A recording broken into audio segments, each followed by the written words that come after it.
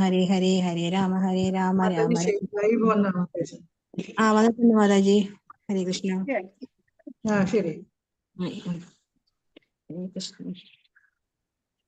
ഹരേ കൃഷ്ണ ഹരേ കൃഷ്ണ കൃഷ്ണ കൃഷ്ണ ഹരേ ഹരേ ഹരേ രാമ രാമ രാമ ഹരേ ഹരേ. ഹരേ കൃഷ്ണ കൃഷ്ണ കൃഷ്ണ കൃഷ്ണ ഹരേ ഹരേ ഹരേ രാമ രാമ രാമ ഹരേ ഹരേ. ഹരേ കൃഷ്ണ കൃഷ്ണ കൃഷ്ണ ഹരേ ഹരേ ഹരേ രാമ രാമ രാമ ഹരേ ഹരേ.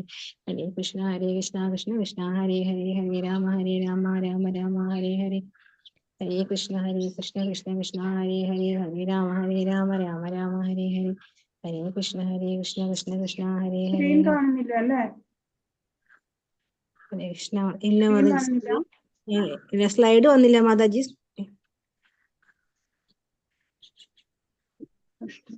ഹരേ കൃഷ്ണ കൃഷ്ണ കൃഷ്ണ.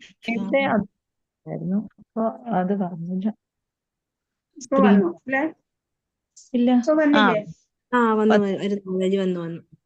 വരുന്നുണ്ട്. വരുന്നുണ്ട്. ഹരേ കൃഷ്ണ. എല്ലാവർക്കും സ്വാഗതം. ഇപ്പൊ 10ാം അധ്യായത്തിൽ നമ്മള് 19ാമത്തെ ശ്ലോകത്തിൽ കണ്ടത് പ്രധാനപ്പെട്ട വിഭൂതികളെ നിങ്ങൾക്ക് പറഞ്ഞു തരാം എന്ന് ഭഗവാൻ പറയാണ്. പ്രധാന വിഭൂതികളെ ഭഗവാന് പറഞ്ഞു തരാൻ സാധിക്കുള്ളൂ. കാരണം എല്ലാം വിസ്തരിച്ച് പറയാൻ തുടങ്ങിയാൽ തീരില്ല. വിസ്തരിക്കാൻ നിന്നാല് അതിന് അവസാനം ഇല്ല. മറ്റ പരതരം നാണ്യത് കിഞ്ചിതസ്തി ധനഞ്ജയ. ഇവിടെ ഞാനല്ലാതെ വേറെ ഒന്നുമില്ല എന്നാണ്. സർവേശ്വരന്റെ ആ ദിവ്യ വിഭൂതികളെ തിരിച്ചറിഞ്ഞിട്ട് നമുക്ക് അംഗീകരിക്കാൻ സാധിക്കുകയാണ് എന്നുണ്ടെങ്കിൽ ആ ആശങ്കകളൊക്കെ ഒഴിയും. ഭയം, ദുഃഖം എല്ലാം ഒഴിഞ്ഞു പോവും. അന്തര്യാമിയായിട്ടുള്ള ആ പ്രഭുവിന്റെ ആ മഹാത്മ്യത്താലെ, കാരുണ്യത്താലെ നമ്മളൊക്കെ സുഖമായിട്ട് ഇരിക്കുകയാണ് അല്ലെ. തെറ്റിദ്ധാരണകൾ കൊണ്ടാണ് ഇതൊക്കെ ദുഃഖ ദുരിതമായിട്ട് നമുക്ക് തോന്നുന്നത്. ഇപ്പൊ ഭഗവാൻ 20ാമത്തെ ശ്ലോകത്തിൽ പറഞ്ഞു, ഞാൻ തന്നെയാണ് ജീവജാലങ്ങളിൽ കുടികൊള്ളുന്ന പരമാത്മാവ്. ജീവജാലങ്ങളെ മുഴുവനും ചലിപ്പിക്കുന്ന ആത്മാവ് ഭഗവാനാണ് അല്ലെ. ഭഗവത് അംശമാണ്. ആത്മാ അനുഭവം നമുക്ക് ഉണ്ടാവണമെന്നുണ്ടെങ്കിൽ നിരന്തര പരിശ്രമം വേണം നമ്മുടെ ഭാഗത്തുനിന്ന്. ഒരു ലൗകികനെ സംബന്ധിച്ച് ഏറ്റവും ശ്രേഷ്ഠമായിട്ടുള്ളത് ശ്രവണാണ്. ആവർത്തന വിരസതയില്ലാതെ നമുക്ക് നിരന്തരം ശ്രവിക്കാൻ ശ്രമിക്കണം. അത് ഭഗവാന്റെ കാര്യങ്ങള് എത്ര കേട്ടാലും നമുക്ക് പുതുമയാണ് ഉണ്ടാവുക. ഭഗവാൻ ഇവിടെ പറയുന്നത് എല്ലാം ഞാൻ തന്നെയാണ് എന്നാണ്. ഇതറിഞ്ഞാല് നമുക്ക് എല്ലാവരെയും എന്തിനെ കാണുമ്പോഴും ഒരേ നിലയിൽ എല്ലാവരോടും പെരുമാറാനും സാധിക്കും. അങ്ങനെ 21ാമത്തെ ശ്ലോകത്തില് ഭഗവാന്റെ വിശേഷപ്പെട്ട ആ വിഭൂതികളെ പറയാൻ ആരംഭിക്കുകയാണ്. 21. ആദിത്യാനാമഹം വിഷ്ണു ജ്യോതിഷവിരംശുമാൻ മരീചിർമരുതാമസ്മി നക്ഷത്രാണാമഹം ശശി. അതിഥിയുടെ പുത്രന്മാര് 12 പേരാണ്, 12 ആദിത്യന്മാര്. അതില് വിഷ്ണു ഞാനാണ് ഏറ്റവും പ്രധാനപ്പെട്ട. അതുപോലെ ജ്യോതി വിഷ്ണു ആണ്. രവി, രംശുമാൻ, മരീചി. ആദിത്യന്മാരുടെ കൂട്ടത്തില് വിഷ്ണു. ജ്യോതിസുകളില് ദീപ്തിമത്താണ് സൂര്യൻ, അത് ഞാനാണ്. മരുത്തുക്കളിൽ മരീചി. മരുത്തുക്കള് ദിതിയുടെ ഒരു ഇന്ദ്രനെ വധിക്കാനുള്ള ഒരു മകൻ വേണമെന്ന ആഗ്രഹത്തിന്റെ പേരില് ദിതി ഗർഭം ധരിച്ചു. ഇന്ദ്രൻ അത് മനസ്സിലാക്കി വന്ന് ഒരു ചെറിയ രൂപത്തില് ആ ഗർഭത്തിൽ പ്രവേശിച്ച് അതിനെ തുണ്ടങ്ങളാക്കി 49 കഷ്ണങ്ങളാക്കി. അങ്ങനെ 49 മരുത്തുക്കളായിട്ട് പുറത്തു വന്നു. ഇന്ദ്രനും പുറത്തു വന്നു. അപ്പൊ അവര് സഹോദരങ്ങളായി അല്ലേ. അപ്പൊ പിന്നെ വധിക്കില്ല. അവര് അങ്ങനെ ഇന്ദ്രലോകത്തേക്ക് പോവുകയാണ് മരുത്തുക്കള്. അങ്ങനെ ആ മരുത്തുക്കളിൽ മരീചിയാണ് പ്രധാനപ്പെട്ടത്, അത് ഞാനാണ്. നക്ഷത്രങ്ങളിൽ ചന്ദ്രനുമാണ്. 12 ആദിത്യന്മാരുള്ളതില് മുഖ്യൻ കൃഷ്ണനാണ്. ആകാശത്തിലെ ജ്യോതിർഗണങ്ങളിൽ പ്രാധാന്യം സൂര്യന് തന്നെയാണ്. ആ സൂര്യനെ ഭഗവാന്റെ പ്രകാശമാനമായിട്ടുള്ള കണ്ണ് എന്നാണ് ബ്രഹ്മസംഹിത പറയുന്നത്. അങ്ങനെ രാത്രികാലങ്ങളിൽ തിളങ്ങിക്കാണുന്ന ഈ നക്ഷത്രങ്ങളില് ഏറ്റവും പ്രാമുഖ്യം ചന്ദ്രനാണ് എന്ന് പറഞ്ഞു. അങ്ങനെ ചന്ദ്രൻ കൃഷ്ണനെ പ്രതിനിധീകരിക്കുകയാണ്. ചന്ദ്രന് നക്ഷത്രങ്ങളിൽ ഒന്നാണെന്ന് ഇവിടെ ഈ ശ്ലോകത്തിൽ പറയാണ്. ആകാശത്തില് തിളങ്ങി നിൽക്കുന്ന നക്ഷത്രങ്ങളെല്ലാം ആ സൂര്യപ്രകാശത്തിന് തന്നെ പ്രതിഫലിക്കുന്നതാണ്. അവർക്ക് സ്വയം പ്രകാശമില്ലല്ലോ. അങ്ങനെ അപ്പോ ശ്രേഷ്ഠമായത് ഒക്കെയാണ് ഭഗവാൻ ആദ്യം പറഞ്ഞു തരുന്നത്. ശ്രേഷ്ഠമായത് കാണുമ്പോ അതിലൊക്കെ ദൈവികതയുണ്ട്, അതൊക്കെയും ഭഗവാനാണ് എന്ന് കാണാൻ നമ്മൾ ആദ്യം പഠിക്കണം. അങ്ങനെ ഭഗവാനാണെന്ന് ആദ്യം ഉറപ്പിക്കാം. പിന്നീട് എല്ലാം തന്നെ ഭഗവാനാണ് എന്ന് നമുക്ക് മനസ്സിലാക്കാൻ സാധിക്കും. 22 വേദാനാം സാമവേദോസ്മി ദേവാനാമസ്മി വാസവ ഇന്ദ്രിയാണാം മനശ്ചാസ്മി ഭൂതാനാമസ്മി ചേതന. വേദങ്ങളിൽ വെച്ചിട്ട് സാമവേദാണ്. സാമവേദം എന്ന് പറഞ്ഞ പാപം ശമിപ്പിക്കുന്നതാണ്. സാമവേദത്തിൽ നിന്നാണ് സംഗീതം, നൃത്തം എന്നീ കലകളും ഉണ്ടായിട്ടുള്ളത്. ആ സാമവേദം ഞാനാണ്. ദേവന്മാരിൽ ഇന്ദ്രനും, ഇന്ദ്രിയങ്ങളിൽ മനസ്സും, പഞ്ചേന്ദ്രിയങ്ങളും 5 കർമ്മേന്ദ്രിയങ്ങളും 5 ജ്ഞാനേന്ദ്രിയങ്ങളും മനസ്സും കൂടെയാണ് അല്ലേ നമുക്ക് ഇന്ദ്രിയങ്ങൾ ഉള്ളത്. അതില് മനസ്സ് ഞാനാണ്. ജീവഗണങ്ങളില് ജീവചൈതന്യവുമാണ്. ആ സത്ത, പ്രജ്ഞ എന്നൊക്കെ പറയുന്നില്ലേ, അത് ഭഗവാനാണ് എന്ന്. അപ്പൊ ജീവസത്തകൾക്കൊക്കെ പ്രജ്ഞയുണ്ട്, ജഡപദാർത്ഥങ്ങൾക്ക് അതില്ല. ഇതാണ് അവ തമ്മിലുള്ള വ്യത്യാസം. പ്രജ്ഞയാണ് സർവ ഉത്കൃഷ്ടവും ശാശ്വതമായിട്ടുള്ളത്. ശരീരം ജഡ പദാർത്ഥാണ്, നമുക്കറിയാം. അങ്ങനെ അപ്പോ ഇനി 23-ാമത്തെ ശ്ലോകം. എല്ലാം ഭഗവാന്റെ വിഭൂതികള് വിസ്തരിക്കണില്ല, സൂചനയാക്കും. ചിലത് മാത്രം ഭഗവാൻ പറഞ്ഞു തരികയാണ്. രുദ്രാണാം ശങ്കരശ്ചാസ്മി വിത്തേശോ യക്ഷരക്ഷസാം വസൂനാം പാവകശ്ചാസ്മി മേരു ശിഖരിണാമഹം. രുദ്രന്മാരിൽ വെച്ച് ശിവനാണ് ഞാൻ. 11 രുദ്രന്മാരുണ്ട്. അപ്പൊ അവരിൽ വെച്ചിട്ട് ശിവനാണ് ഞാൻ, ശങ്കരനാണ്. യക്ഷരാക്ഷസരിൽ കുബേരൻ,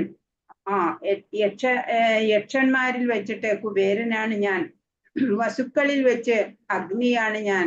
അഷ്ടവസുക്കളുണ്ട്, അതിലെ അഗ്നിയാണ് ഭഗവാൻ. പർവ്വതങ്ങളിൽ മേരുവാണ്. മേരുപർവ്വതം സ്വർണം കൊണ്ടുള്ളതാണ്. അതിന്റെ താഴ്വരകളൊക്കെ രത്നങ്ങളും കൊണ്ട് നിറഞ്ഞതാണ്. ആ പർവ്വതം ഞാനാണ്. 11 രുദ്രന്മാരിൽ ശങ്കരൻ, ശിവൻ പ്രധാനിയാണ്. വിശ്വത്തിൽ തമോ ഗുണത്തിന്റെ ആധിപത്യം വഹിക്കുന്ന ഭഗവത് അവതാരമാണ് ശിവൻ. യക്ഷരാക്ഷസാധിപനായ കുബേരൻ ദേവന്മാരുടെ ഭണ്ഡാരം സൂക്ഷിപ്പുകാരനാണ്. അദ്ദേഹവും ഭഗവത് പ്രതിനിധി തന്നെ. പ്രകൃതി വിഭവങ്ങളാൽ സമൃദ്ധമായൊരു പർവ്വതമാണ് മേരു. അങ്ങനെ അതെല്ലാം ഞാനാണ്. 24 പുരോധസാം ച മുഖ്യം മാം വിദ്ധി പാർത്ഥ ബൃഹസ്പതിം സേനാനീനാമഹം സ്കന്ദ സരസാമസ്മി സാഗര. അപ്പൊ ദേവന്മാരുടെ ആചാര്യൻ ബൃഹസ്പതി, എല്ലാ വിഷയങ്ങളിലും പാണ്ഡിത്യമുള്ള ആചാര്യനാണ്. പുരോഹിതന്മാരിൽ പ്രധാനിയായിട്ടുള്ള ബൃഹസ്പതി ഞാനാണ് ഭഗവാൻ പറഞ്ഞു. അപ്പൊ സേനാപതിമാരിൽ കാർത്തികേയനാണ് ഞാൻ. താരകാസുരനെ വധിക്കാൻ വേണ്ടി പരമശിവനെ പ്രസാദിപ്പിച്ചപ്പോ പാർവതി ദേവിയിൽ ജനിച്ച പുത്രനാണ് സുബ്രഹ്മണ്യൻ. ആ കാർത്തികേയനാണ് പിന്നീട് സേനാധിപനായി, ദേവസേനാധിപതിയാണ്. ജലാശയങ്ങളിൽ സമുദ്രവും ഞാൻ തന്നെ. സമുദ്രം അറ്റമില്ല അല്ലേ സമുദ്രത്തിന്. എല്ലാ നദികളും എത്ര വേണമെങ്കിലും സമുദ്രത്തിലേക്ക് ഒഴുകിക്കോട്ടെ, സമുദ്രത്തിന് ഒരു ഇളക്കവും ഇല്ല. സ്വർഗലോകാധിപനാണ് ദേവരാജാവായ ഇന്ദ്രൻ. അദ്ദേഹം വാഴുന്ന ഗ്രഹമാകട്ടെ ഇന്ദ്രലോകം എന്ന് പറയപ്പെടുന്നു. ഇന്ദ്രന്റെ പുരോഹിതനാണ് ബൃഹസ്പതി. ഇന്ദ്രൻ രാജാധിരാജനാവുമ്പോൾ ബൃഹസ്പതി പുരോഹിത ശ്രേഷ്ഠനുമാണ്. ശിവന്റെയും പാർവതിയുടെയും പുത്രനായ സ്കന്ദൻ അഥവാ കാർത്തികേയനാണ് സേനാപതിമാരിൽ ശ്രേഷ്ഠൻ. ജലാശയങ്ങളിൽ വെച്ച് മഹത്താകുന്നു സമുദ്രം. കൃഷ്ണന്റെ ഈ പ്രാതിനിധ്യങ്ങളെല്ലാം അദ്ദേഹത്തിന്റെ മഹത്വത്തെ സൂചിപ്പിക്കുന്നു. 25 മഹർഷീണാം ഭൃഗുരഹം ഗിരാമസ്മ്യേകമക്ഷരം യജ്ഞാനാം ജപയജ്ഞോസ്മി സ്ഥാവരാണാം ഹിമാലയ. മഹർഷികളിൽ ഭൃഗു മഹർഷി എന്ന് പറഞ്ഞ സപ്തർഷികളിൽ ഒരാളാണ്. ബ്രഹ്മാവിന്റെ മാനസപുത്രനാണ്. ത്രിമൂർത്തികളില് സത്വഗുണം ആർക്കാണ് എന്ന് അന്വേഷിച്ചു കൊണ്ട് ഒരിക്കൽ ബ്രഹ്മാവിന്റെയും ശിവന്റെയും അടുത്ത് പോയി. അവരിലൊന്നും കണ്ടില്ല. വിഷ്ണുവിന്റെ അടുത്ത് പോയി. വിഷ്ണു ഉറങ്ങുമായിരുന്നു. ആ സമയം മാറിൽ ചവിട്ടി ദേഷ്യത്തോടെ. അപ്പോ വിഷ്ണു ഉണർന്നിട്ട് ആ ചവിട്ടിയ കാല് തലോടിക്കൊണ്ട്, കാലിന് വേദനിച്ചോ? എന്റെ കഠോരമായിട്ടുള്ള ആ നെഞ്ചത്ത് ചവിട്ടിയപ്പോ കാല്, അങ്ങയുടെ മൃദുവായ കാല് വേദനിച്ചോ എന്നാണ് ചോദിച്ചത്. അത്രയും ക്ഷമയുള്ള ആ സത്വഗുണമുള്ള ആൾ വിഷ്ണു തന്നെയാണെന്ന് മനസ്സിലായി. അതാണ് പിന്നെ ആ ശ്രീവത്സം എന്ന മറുകായിട്ട് ഭഗവാന്റെ വക്ഷസിൽ ഇപ്പോഴും ഉള്ളത്. അങ്ങനെ ആ ഭൃഗു മഹർഷിയും ഭഗവാനാണ്. സ്പന്ദനങ്ങളിൽ, വാക്കുകളിൽ അഭൗതികമായ ഓംകാരം അത് ഞാനാണ്. ഓം എല്ലാ മന്ത്രങ്ങളുടെയും വെച്ച് പ്രാധാന്യമുള്ളതാണ് അല്ലെ. യജ്ഞങ്ങളിൽ തിരുനാമജപം നമ്മൾ ചെയ്യുന്നില്ലേ, നാമജപം. ആ നാമജപാണ്, ഭഗവാനാണ് അത് നാമജപം. സ്ഥാവരങ്ങളിൽ ഹിമാലയമാണ്. സ്ഥിരമായിട്ട് നിൽക്കുന്നവയില് ഏറ്റവും വലുതായിട്ടുള്ള ആ ഹിമാലയ പർവ്വതമാണ് ഞാൻ. പ്രപഞ്ചത്തിലെ ആദ്യ ജീവാത്മാവായിട്ടുള്ള ബ്രഹ്മാവ് തൊട്ട് എല്ലാ ജീവജാലങ്ങളെയും അവരിലൊക്കെയുള്ള ആത്മാവ് ഞാനാണ് എന്ന് ഭഗവാൻ പറഞ്ഞു. അതുപോലെ യജ്ഞങ്ങളില് ഹരേ കൃഷ്ണ കൃഷ്ണ കൃഷ്ണ ഹരേ ഹരേ, ഹരേ രാമ രാമ രാമ ഹരേ ഹരേ എന്നുള്ള ആ മന്ത്രോച്ചാരണം അത് കൃഷ്ണന്റെ പരിപാവനമായിട്ടുള്ള പ്രാതിനിധ്യമാണ് അല്ലെ. നമ്മളത് ജപയജ്ഞം ചെയ്യാണ്, ഭഗവാനാണ് അത് എന്നറിഞ്ഞുകൊണ്ട് നമ്മള് ജപം ചെയ്യണം.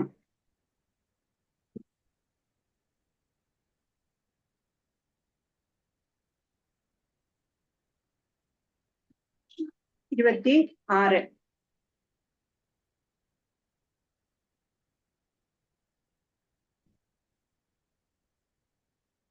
26ാമത്തെ ശ്ലോകം. അശ്വത്ഥ സർവവൃക്ഷാണാം ദേവർഷീണാം ച നാരദ ഗന്ധർവാണാം ചിത്രരഥ സിദ്ധാനാം കപിലോ മുനി. വൃക്ഷങ്ങളിൽ വെച്ച് അശ്വത്ഥം, അരയാൽ വൃക്ഷം.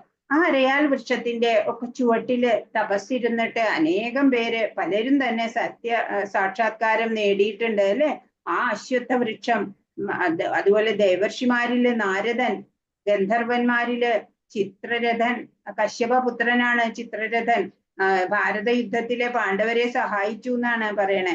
യോഗസിദ്ധി നേടിയവരില് കപിലമുനി, സാഖ്യയോഗത്തിന്റെ ഉപജ്ഞാതാവ് അല്ലെ കപിലമുനി, ഞാനാണ് ഇവരൊക്കെ. അപ്പൊ വൃക്ഷങ്ങളിൽ വെച്ച് ഏറ്റവും ഉയരവും സൗന്ദര്യവുമേറിയ അശ്വത്ഥം അഥവാ അരയാൽ മരം അത് ഭഗവാനാണ്. അതിനെ നമ്മള് ആരാധിക്കുന്നുണ്ട് അല്ലെ. എല്ലാ ക്ഷേത്രങ്ങളിലും ഉണ്ട്. ആൽമരങ്ങൾ വെച്ച് പിടിപ്പിച്ച് നമ്മൾ അതിനെ പ്രദക്ഷിണം വെച്ച് പൂജിക്കും. അങ്ങനെ ദേവർഷിയായ നാരദൻ ഉത്തമ ഭക്തനാണ് അല്ലെ. അദ്ദേഹത്തെ എല്ലാവരും ആരാധിക്കുന്നുണ്ട്. ഒരു ഭക്തൻ എന്ന നിലയില് കൃഷ്ണന്റെ പ്രതിനിധി തന്നെയാണ് അദ്ദേഹം. ദിവ്യ ഗായകന്മാരുടേതാണ് ഈ ഗന്ധർവ ലോകം. അവരിലെ ചിത്രരഥനാണ് ശ്രേഷ്ഠനായിട്ടുള്ളത്. അത് ഞാനാണ് ഭഗവാൻ. പൂർണ്ണത നേടിയ ജീവാത്മാക്കളില് ദേവഹൂതി പുത്രനായിട്ടുള്ള കപിലനാണ് ഭഗവാന്റെ പ്രതിനിധി. ഭഗവാന്റെ അവതാരം തന്നെയാണ് കപിലദേവൻ. അങ്ങനെ കപിലന്റെ സിദ്ധാന്തം അതൊക്കെ നമ്മൾ ഭാഗവതത്തില് പ്രതിപാദിച്ചത് കണ്ടിട്ടുണ്ട്. 27 ഉച്ചൈശ്രവസമശ്വാനാം വിദ്ധിമാമൃതോദ്ഭവം ഐരാവതം ഗജേന്ദ്രാണാം നരാണാം ച നരാധിപം. ഈ നരകളൊക്കെ മാറ്റാൻ വേണ്ടിയിട്ട്, ഈ ദേവന്മാരുടെ നരകളൊക്കെ മാറ്റാൻ പാലാഴി കടഞ്ഞ അമൃതം എടുക്കുന്ന സമയത്ത് ഉച്ചൈശ്രവസ് എന്ന കുതിര, ഐരാവതം എന്ന ആന ഒക്കെ കിട്ടുകയുണ്ടായി. അങ്ങനെ അശ്വങ്ങളിൽ ഞാൻ ഉച്ചൈശ്രവസ്സാണ്, കുതിരയാണ്. അത് നേടാനായിട്ട് കലകപ്പെട്ട ആ സമുദ്രത്തില് പിറന്ന കുതിരയാണ് ഉച്ചൈശ്രവസ്. ആനകളില് ഇന്ദ്രവാഹനമായിട്ടുള്ള ഐരാവതമാണ്. മനുഷ്യരില് രാജാവാണ് ഞാന്. രാജാക്കന്മാരെയൊക്കെ ദൈവതുല്യരായിട്ടാണ് കാണുന്നത്. ഭക്തന്മാരായിട്ടുള്ള ദേവന്മാരും അഭക്തരായിട്ടുള്ള അസുരന്മാരും ഒരിക്കല് അമൃതം നേടാനായിട്ട് സമുദ്രമഥനം ചെയ്യുകയുണ്ടായി. മതിക്കപ്പെട്ട കടലിൽ നിന്ന് അമൃതും വിഷവും ഉത്ഭവിച്ചു. വിഷത്തെ പരമശിവൻ പാനം ചെയ്തു. അമൃതിൽ നിന്ന് പല ജീവികളും ഉണ്ടായി. അവയിൽ ഒന്നാണ് ഉച്ചൈശ്രവസ്, മറ്റൊന്ന് ഐരാവതവും. അമൃതത്തിൽ നിന്ന് ഉത്ഭവിച്ചതാകയാല് ഈ രണ്ടു മൃഗങ്ങൾക്കും വളരെ പ്രാധാന്യമുണ്ട്. അവ കൃഷ്ണന്റെ പ്രതിനിധികൾ തന്നെയാണ്. അപ്പൊ നമ്മള് ഇപ്പൊ മനസ്സിലാക്കി വരുന്നത് എന്താണ്? ഇവിടെ കാണുന്ന എല്ലാം തന്നെ ഭഗവാനാണ് അല്ലേ.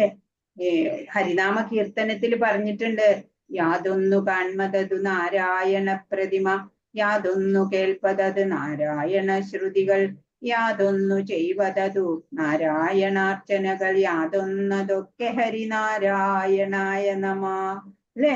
അതുപോലെ എന്ത് കേൾക്കുന്നതൊക്കെയും ഭഗവാൻ. അതുപോലെ ചെയ്യുന്ന പ്രവൃത്തിയൊക്കെ ഭഗവത് അർച്ചനകള് അല്ലെ? അങ്ങനെ വേണം നമ്മൾ കരുതാൻ.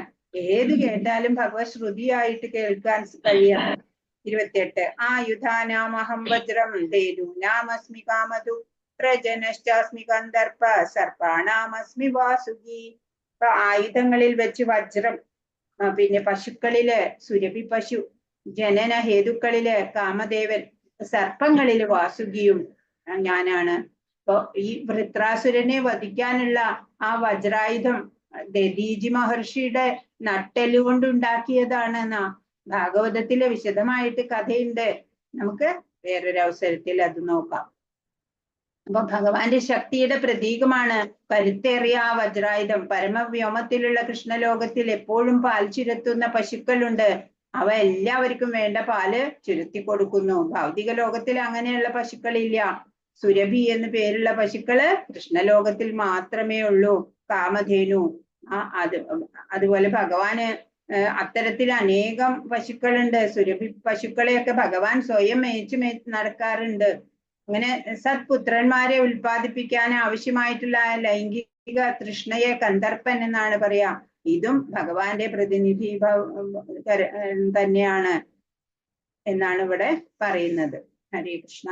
29 അനന്തശ്ചാസ്മി നാഗാനാം വരുണോ യാദസാമഹം പിതൃണാമര്യമാചാസ്മി യമ സംയമതാമഹം. അനേക ഭണങ്ങളോട് കൂടിയ നാഗങ്ങളില് അനന്തനാണ് ഞാൻ. ജലജീവികളിൽ വരുണൻ, പിതൃക്കളിൽ അര്യമ, ശിക്ഷകരിൽ മൃത്യുദേവതയായ യമനും ഞാനാണ്. അപ്പൊ കഴിഞ്ഞ 28ാമത്തെ ശ്ലോകത്തിലെ വാസുകിയെ പറ്റി പറഞ്ഞു അല്ലെ? വാസുകി കദ്രുവിന്റെ മക്കളാണ് ഈ നാഗങ്ങള്, സർപ്പങ്ങള് ഒക്കെ. കശ്യപന്റെ ഭാര്യ ഒരു കദ്രു. രണ്ടും ഭാര്യമാരുണ്ട് കശ്യപന്. കദ്രുവിന്റെ മക്കള് നാഗങ്ങള്, സർപ്പങ്ങളൊക്കെ. വിനതയുടെ മകൻ ഗരുഡനാണ്. ആ വിനതയെ കദ്രു ദാസിയാക്കി വെച്ചിരിക്കുകയായിരുന്നു. പിന്നെ മകനായ ഗരുഡൻ ദേവലോകത്ത് ചെന്ന് അമൃത് കൊണ്ടുവന്ന് കൊടുത്ത് അമ്മയുടെ ദാസ്യം ഒഴിവാക്കിയെടുത്തു. അപ്പൊ അനേക ഭണങ്ങള് ഉള്ള നാഗങ്ങളില് അനന്തനാണ്. നാഗങ്ങൾക്ക് വിഷമില്ല, സർപ്പങ്ങൾക്ക് വിഷം ഉണ്ടായിരിക്കും. അനന്തനാണ് ഞാൻ. ജലജീവികളില് വരുണനാണ്, പിതൃക്കളിൽ അര്യമ, ശിക്ഷകരിൽ മൃത്യുദേവതയായ യമനും. അനേക ഭണങ്ങളുള്ള നാഗങ്ങളിൽ ഏറ്റവും വലിപ്പം അനന്തനാണ്. ജലജീവികളിൽ വരുണനാണ്. കൃഷ്ണന്റെ പ്രതിനിധികളാണ് ഇവരൊക്കെ. പിതൃക്കളുടേതായിട്ടുള്ള ലോകത്തില് കൃഷ്ണന്റെ പ്രാതിനിധ്യം വഹിക്കുന്നത് അര്യമ ആണ്. ദുഷ്കർമ്മികളെ ശിക്ഷിക്കാൻ പല ജീവസത്തകളും ഉള്ളതില് ശ്രേഷ്ഠൻ യമനാണ്. ഭൂമിക്ക് തൊട്ടടുത്ത ലോകമാണ് യമന്റേത്. മഹാപാപികളെ മരണശേഷം യമൻ അങ്ങോട്ട് എത്തിച്ച് പലവിധ ശിക്ഷകളും നൽകും. 30 പ്രഹ്ലാദശ്ചാസ്മി ദൈത്യാനാം കാലകലയതാമഹം മൃഗാണാം ച മൃഗേന്ദ്രോഹം വൈനതേയശ്ച പക്ഷിണാം. കാലം, ലോകഗതിയെ നിയന്ത്രിക്കുന്ന കാലത്തെ പറ്റി പറയാണ്. ദൈത്യന്മാരില് ഞാൻ ഭക്ത പ്രഹ്ലാദനാണ്. കീഴ്പ്പെടുത്തുന്നവയില് കാലം, വന്യമൃഗങ്ങളിൽ സിംഹം, പക്ഷികളിൽ ഗരുഡനും ഞാനാണ്. ദിതിയും അതിഥിയും സഹോദരിമാരാണ്. അതിഥിയുടെ മക്കളെ ആദിത്യര് എന്ന്, ദിതിയുടെ മക്കളെ ദൈത്യരെന്നും പറയും. ആദിത്യര് ഭഗവത് ഭക്തരാണ്, ദൈത്യരോ നിരീശ്വരരും. പ്രഹ്ലാദൻ ദൈത്യകുലത്തിലാണ് ജനിച്ചത്. എങ്കിലും ബാല്യം മുതൽക്ക് തന്നെ ഭക്തനായിരുന്നു.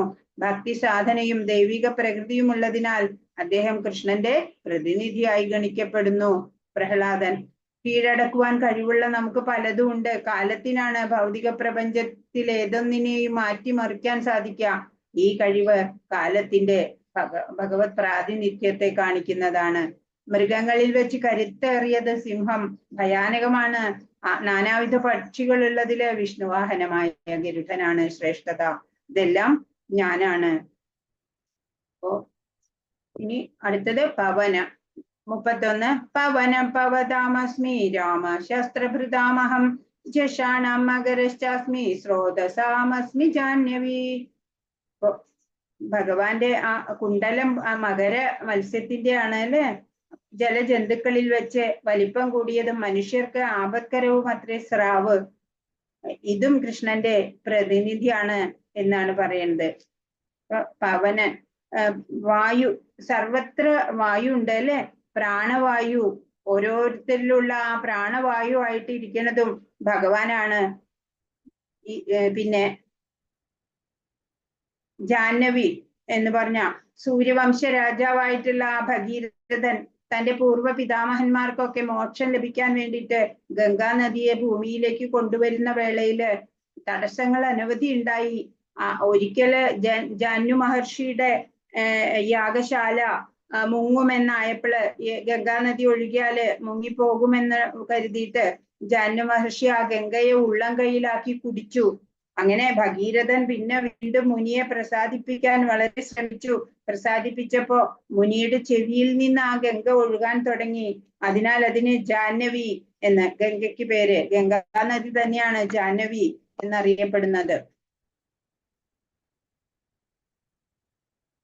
അങ്ങനെ രാമൻ ശസ്ത്രങ്ങൾ എടുക്കുന്ന ദേവന്മാരില് ശ്രീരാമചന്ദ്രനാണ് ഞാൻ. ശേഷങ്ങളിൽ വെച്ച് മത്സ്യങ്ങളിൽ മകരമത്സ്യം, അത് ഭഗവാന്റെ കുണ്ടലമായിട്ട് ധരിച്ചിരിക്കുന്നു. വായു ഭഗവാനാണ്, ജാഹ്നവി ഗംഗ ഭഗവാനാണ്. 32 സർഗാണാമാതിരന്തശ്ച മധ്യം ചൈവാഹം അർജുന അധ്യാത്മവിദ്യാ വിദ്യാനാം വാദപ്രവദതാമഹം. സൃഷ്ടിയുടെ ആദി മധ്യ അവസാനങ്ങള് ഞാൻ തന്നെ അർജുന. ശാസ്ത്രങ്ങളിൽ അധ്യാത്മശാസ്ത്രവും തർക്കശാസ്ത്രങ്ങളിൽ നിർണയ സത്യവുമാണ് ഞാന്. നമുക്ക് മനസ്സിലാക്കാം എല്ലാം ഭഗവാൻ തന്നെയാണ് എന്ന് ഇവിടെ നമുക്ക് മനസ്സിലായി വരികയാണ്. നമുക്ക് ഈ ലോകത്തില് ഒന്നും അറിയില്ല. അപ്പൊ നമ്മൾ എന്താ വേണ്ടേ? ഭഗവാനെ അറിയണം, നമ്മളെ അറിയണം. അതാണ് അധ്യാത്മവിദ്യ, അതും ഭഗവാനാണ്.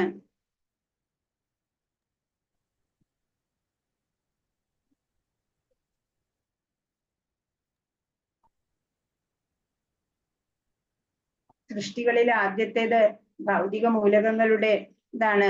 മുമ്പ് പറഞ്ഞ പോലെ മഹാവിഷ്ണു, ഗർഭോദകശായി വിഷ്ണു, ക്ഷീരോദകശായി വിഷ്ണു എന്നിവരാണ് വിശ്വ ആവിഷ്കാരത്തിനെ സൃഷ്ടിക്കുന്നതും പ്രവർത്തിപ്പിക്കുന്നതും.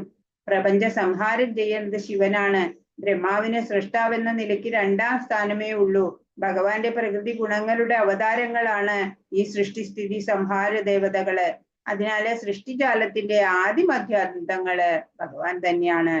ഉന്നത പഠനത്തിനുതകുന്ന വൈജ്ഞാനിക ഗ്രന്ഥങ്ങള് പലവിധമുണ്ട്. 4 വേദങ്ങള്, അവയുടെ 6 അംഗങ്ങള്, വേദാന്ത സൂത്രം, ന്യായശാസ്ത്രം, മതഗ്രന്ഥങ്ങള്, പുരാണങ്ങള് എന്നിങ്ങനെ പഠിക്കേണ്ടുന്ന കൃതികള് 14 വിധമാണ്.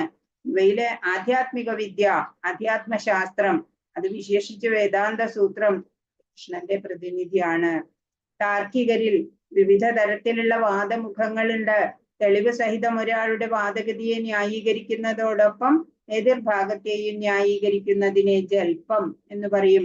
എതിരാളിയെ പരാജയപ്പെടുത്തുവാൻ വേണ്ടി മാത്രം ചെയ്യുന്ന വാദഗതിയെ വിദണ്ഡ എന്ന് പറയും. യഥാർത്ഥമായ നിഗമനത്തിൽ എത്തിച്ചേരലാണ് വാദം. ഈ നിർണയ സത്യമാണ് ഭഗവാൻ. അങ്ങനെ എല്ലാം ഭഗവാൻ തന്നെ എന്ന് നമ്മൾ മനസ്സിലാക്കുന്നു.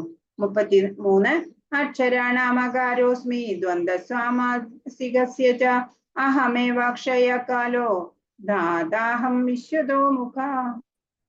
അക്ഷരങ്ങളിൽ അകാരവും സമാസങ്ങളിൽ ദ്വന്ദ്വ സമാസവുമാണ് ഞാൻ. അനവസാനമായ ഒരിക്കലും നശിക്കാത്തതായിട്ടുള്ള കാലവും സൃഷ്ടികർത്താക്കളിൽ ബ്രഹ്മാവും ഞാനാണ്. സംസ്കൃത അക്ഷരമാലയിലെ 1ാമത്തെ അക്ഷരാകാരം. വൈദിക സാഹിത്യം അതിൽ നിന്നാണ് ആരംഭിക്കുന്നത്. അകാരം ഉൾപ്പെടാത്ത ഒരു ശബ്ദവുമില്ല. ശബ്ദത്തിന്റെ ഉത്ഭവം അതിലാണ് എന്ന് പറയാം. ദ്വന്ദ്വ സമാസങ്ങൾ പലതും സംസ്കൃതത്തിലുണ്ട്. ഉദാഹരണം രാമകൃഷ്ണ എന്ന പദം. ഇതിൽ രാമ, കൃഷ്ണ എന്നീ പദങ്ങൾ ഏകീഭവിക്കുന്നത് കൊണ്ടാണ് ദ്വന്ദ്വ സമാസം എന്ന പേർ പറയുന്നത്. അതുപോലെ എല്ലാ കൊലയാളികളിലും വെച്ച് ഏറ്റവും പ്രാധാന്യം കാലത്തിനാണ്. കാരണം അത് എല്ലാത്തിനെയും ഹനിക്കുന്നു. കാലം കൃഷ്ണന്റെ പ്രതിപുരുഷനാണ്. കാലക്രമേണ അഗ്നി പ്രളയം ഉണ്ടാവുകയും എല്ലാം നശിപ്പിക്കപ്പെടുകയും ചെയ്യും. വിശ്വതോമുഖ എന്ന് പറഞ്ഞു ബ്രഹ്മാവിനെ എല്ലായിടത്തും കണ്ണെത്തും അല്ലെ. ബ്രഹ്മാവിന്റെ ആ ബ്രഹ്മാവും വിശ്വതോമുഖ ആ ബ്രഹ്മാവും ഞാനാണ്. എല്ലാ എന്തൊക്കെയാണ് ഞാൻ? അക്ഷരങ്ങളിൽ അകാരം, ഇപ്പൊ ക എന്ന് നമ്മൾ പറയുന്നുണ്ട്. ക പ്ലസ് ആ ആണ് ക. അതുപോലെ ഓരോ അക്ഷരങ്ങളിലും അകാരമുണ്ട്. അപ്പൊ അങ്ങനെ അകാരമാണെന്നുള്ള ആ എന്ന അക്ഷരമാണ് ഞാൻ. സമാസങ്ങളിൽ ദ്വന്ദ്വ സമാസമാണ് ഞാൻ. അതുകൊണ്ട് ഒരിക്കലും നശിക്കാത്ത കാലം ഞാനാണ്. സൃഷ്ടികർത്താക്കളില് ബ്രഹ്മാവും ഞാനാണ് ഭഗവാൻ. 34 മൃത്യു സർവഹരശ്ചാഹ മുദ്ഭവശ്ച ഭവിഷ്യതാം കീർത്തി ശ്രീർവാക്ച നാരീണാം സ്മൃതിർമേധാധൃതി ക്ഷമ. സർവസംഹാരിയായിട്ടുള്ള മരണവും ഭാവിയുടെ ഉത്ഭവസ്ഥാനവും സ്ത്രീകളിൽ യശസ്, ഭാഗ്യം, സുന്ദരഭാഷണം, ഓർമ്മശക്തി, ബുദ്ധി, സ്ഥൈര്യം, ക്ഷമ എന്നിവയും ഞാനാണ്. സർവസംഹാരിയായിട്ടുള്ള മരണം അല്ലെ, എല്ലാവർക്കും ഭയമാണ് അല്ലെ, അത് ഭഗവാൻ തന്നെയാണ്. അതുപോലെ പിന്നീടുള്ള ഉത്ഭവസ്ഥാനവും ഭഗവാൻ തന്നെയാണ് അല്ലെ, ജനനവും മരണവും ഒക്കെ ഭഗവാൻ തന്നെയാണ്. അതുപോലെ നല്ല സ്ത്രീകളില് കാണുന്ന യശസ്, ഭാഗ്യം, സുന്ദര ഭാഷണം, ഓർമ്മശക്തി, ബുദ്ധി, സ്ഥൈര്യം, ക്ഷമ ഇതൊക്കെ ഭഗവാനാണ്. അതുകൊണ്ട് ഇതുപോലെയൊക്കെ വേണമല്ലേ ഒരു സ്ത്രീയാണ് വീടിന്റെ ഏറ്റവും പ്രധാന ഘടകം അല്ലെ. വീടിനെ സംരക്ഷിക്കുന്നത് സ്ത്രീയാണ്. ഒരു സ്ത്രീ നന്നായ കുടുംബം നന്നായി അല്ലെ. അപ്പോ സ്ത്രീ ഓരോ കുടുംബാംഗങ്ങളെയും സംരക്ഷിക്കുന്നുണ്ട്. കുടുംബാംഗങ്ങൾക്ക് സുഖം, സമാധാനം ഒക്കെ ലഭ്യമാക്കുന്നത് ആ സ്ത്രീയാണ്, കുടുംബിനിയാണ്. ഇപ്പൊ ഭൂമിയെ പോലെ സർവം സഹയാകുന്ന സ്ത്രീ എന്നുള്ള ചിന്തയൊക്കെ മാറി. ഇന്നുള്ളവർക്ക് അതൊന്നും അംഗീകരിക്കാൻ കഴിയില്ല അല്ലെ. എന്നാലും സ്ത്രീകൾക്കുള്ള ആ യശസ്, ഭാഗ്യം, സുന്ദരമായിട്ടുള്ള സംസാരം, ഓർമ്മശക്തി, ബുദ്ധി, അവരുടെ സ്ഥൈര്യം, ക്ഷമ എന്നിവ ഒക്കെയും ഭഗവാനാണ് എന്നിവിടെ പറയുന്നു. 35 ബൃഹൽസാമ തഥാ സാമ്നാം ഗായത്രി ഛന്ദസാമഹം മാസാനാം മാർഗശീർഷോഹം ഋതൂനാം കുസുമാകര. സാമവേദങ്ങളില് പ്രധാനമായിട്ടുള്ള സാമവേദ സൂക്തങ്ങളില് ബൃഹൽ സാമം ഞാനാണ്. ഛന്ദസ്സുകളിൽ വെച്ച് ഗായത്രി മന്ത്രവും മാസങ്ങളിൽ മാർഗശീർഷവും, ധനുമാസാണ്, നവംബർ ഡിസംബർ കാലം. ഋതുക്കളിൽ വസന്തവുമാണ് ഞാൻ. പുഷ്പങ്ങളൊക്കെ വിരിയണ ആ കാലമാണ് അല്ലെ വസന്തകാലം. ആ വസന്ത ഋതു അതാണ് ഞാൻ എന്ന്. അപ്പോ ഏറ്റവും പ്രധാനമായത് സാമവേദ ഗാനങ്ങളില് പ്രധാനമായത് ബൃഹൽ സാമമാണ്, അത് ഞാനാണ്. ഛന്ദസ്സുകളില് ഗായത്രി മന്ത്രം, ഗായത്രി ജപിക്കുന്നതാണ്. മാസങ്ങളില് മാർഗശീർഷ മാസം ആണ് ഞാൻ. അതുപോലെ ഋതുക്കളില് വസന്ത ഋതുവാണ് ഞാൻ. ഭഗവാൻ മുമ്പും പറഞ്ഞിട്ടുണ്ട് അല്ലെ, ആ ദേവന്മാർ പാടിയ മനോഹര ഗീതങ്ങൾ നിറഞ്ഞതാണ് സാമവേദം. ഇവയിൽ പെട്ടതും ആ പാതിരാവിൽ പാടുന്നതുമായിട്ടുള്ള ഒരു ഗീതമാണ് ഇത്ര ബൃഹൽ സാമം. സംസ്കൃത കവിതയ്ക്ക് അലംഘ്യങ്ങളായിട്ടുള്ള ചില നിയമങ്ങളുണ്ട്. അതിന്റെ താളങ്ങളും വൃത്തങ്ങളും ആധുനിക കവിതകളെ പോലെ സ്വേച്ഛാനുസൃതം ഉപയോഗിക്കാൻ പാടില്ല. നിയമബന്ധങ്ങളായ അത്തരം കവിതകളിൽ ഗായത്രി മന്ത്രത്തിനാണ് പ്രാധാന്യം. വേണ്ടത്ര അർഹത നേടിയ ബ്രാഹ്മണരൊഴികെ ആരും അത് ഉരുവിടാറില്ല. ശ്രീമദ് ഭാഗവതത്തിൽ ഗായത്രി മന്ത്രത്തെ പറ്റി പറഞ്ഞിട്ടുണ്ട്. ഈ മന്ത്രത്തിന്റെ ഉദ്ദേശം ഈശ്വര സാക്ഷാത്കാരം മാത്രമാകയാല് ഗായത്രി ഭഗവാനെ പ്രതിനിധീകരിക്കുന്നു. ആധ്യാത്മികമായിട്ടുള്ള പുരോഗമിച്ചവരാണ് ഗായത്രി മന്ത്രത്തിന് അർഹരായിട്ടുള്ളവര്. ഇത് ജപിച്ച സിദ്ധി നേടിയവർക്ക് ഭഗവാന്റെ ദിവ്യ സ്ഥാനം പ്രാപിക്കാൻ സാധിക്കും എന്നാണ്. ഭാരതത്തില് നവംബർ ഡിസംബർ കാലം ഉത്തമമെന്ന് കരുതപ്പെടുന്നു. ധാന്യങ്ങളൊക്കെ വിളഞ്ഞിട്ട് കൊയ്തെടുക്കുന്ന കാലാണത്. അതുകൊണ്ട് ജനങ്ങള് സന്തുഷ്ടരായിരിക്കും അക്കാലം. ശീതോഷ്ണങ്ങൾക്ക് സമതുലിതത്വമുള്ളതും ചെടികളും പൂക്കളും ഒക്കെ തഴച്ചു വളരുന്നതുമായ വസന്തകാലം ലോകത്തിലെ എല്ലാവർക്കും ഇഷ്ടപ്പെട്ടതാണ്. കൃഷ്ണലീലകളെ ഓർമ്മിപ്പിക്കുന്ന ആഘോഷങ്ങൾ പലതും വസന്ത ഋതുവിൽ കൊണ്ടാടും. അതിനാല് ഈ ഋതുക്കളിൽ വെച്ച് ആനന്ദകരവും കൃഷ്ണന്റെ പ്രാതിനിധ്യമുള്ളതും വസന്ത ഋതുവിനാണ്. 36 ദ്യൂതം ചലയതാമസ്മി തേജസ്വിനാമഹം ജയോസ്മി വ്യവസായോസ്മി സത്വം സത്വവദാമഹം. വഞ്ചകരുടെ ചൂതുകളിയും ഇത് നെഗറ്റീവായിട്ട് തോന്നും നമുക്ക് അല്ലെ. തേജസ്വികളുടെ തേജസ്സും ഞാനാകുന്നു, ജയവും സതുദ്യമവും ശക്തരുടെ കരുത്തും ഞാൻ തന്നെ. പ്രപഞ്ചത്തിലെ പലതരം വഞ്ചകരുണ്ട്. വഞ്ചനകളിൽ വെച്ച് മുഖ്യമായിട്ടുള്ള ചൂതുകളി, ആ പ്രാധാന്യം കൊണ്ട് തന്നെ അത് കൃഷ്ണന്റെ പ്രതിനിധിയായി. അപ്പൊ വഞ്ചിച്ച് ജയിക്കുന്ന കളി, നല്ലതും ചീത്തയും ഭഗവാനാണ്. സാമർഥ്യം കൊണ്ട് ജയിക്കാമെങ്കിലും അത് പിന്നീട് ദോഷമുണ്ടാക്കും. അങ്ങനെ സ്വയം നമ്മൾ മനസ്സിലാക്കണം. ഏത് വിഭൂതിയാണ് നമുക്ക് വേണ്ടത് എന്ന് സ്വയം നമ്മൾ തിരഞ്ഞെടുക്കണം.